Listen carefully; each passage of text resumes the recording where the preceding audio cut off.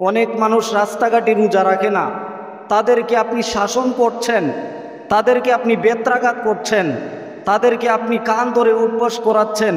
আপনার মতো নব্য মুসল্লি আল্লাহর রহমত থেকে বঞ্চিত। যেই ব্যক্তিটা রোজা রাখেনি সে জানে তে কিসের জন্য রোজা রাখেনি।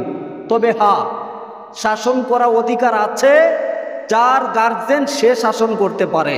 যদি আছি দায়িত্বে, আমার একজন মুসল্লি রোজা রাখে না, তাকে বলা অধিকার আমার আছে, তাকে শাসন করার অধিকার আমার নাই।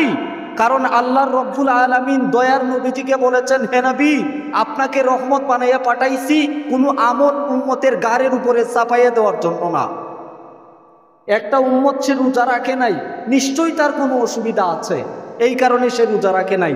তাই বলে তাকে শাসন করবেন, বেত্রাঘাত করবেন, কান ধরে উঠবস করাবেন, এর জন্য আপনাকে নবী বানাইয়া পাঠাই নাই। যদি নবী এই আমলগুলো না করেন, এই কাজ না করেন, তাহলে উম্মত আপনি পাইলেন কোথার থেকে? একটা মানুষ রাস্তাঘাটে হয়তোবা কোনো না কোনো ক্ষেত্রে জানি একটা মানুষ কেন রোজা রাখে না।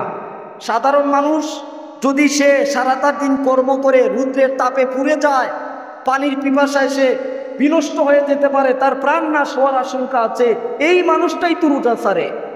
সারাটা দিন কর্ম করে হুজুর সন্ধ্যাবেলা ঘরে ফিরি, কিন্তু দেখছি যে এত রৌদ্রের তাপে পরিবেশে আমার কষ্ট হয়ে যাবে। আর আল্লাহর নবী বলেছেন, এত কষ্টের মধ্যে আমার উম্মতকে আমি রোজা চাপাইয়া দেই নাই।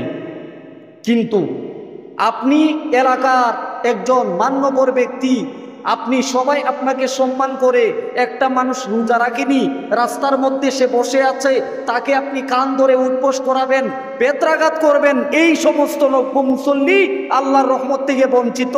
যাকে আঘাত করছে তারও গুনাহ নিবে, যে রোজা রাখা সে শাসন করছে তারও রোজা বিনষ্ট হয়ে যাবে। এই মুসল্লির রোজা কবুল হবে না।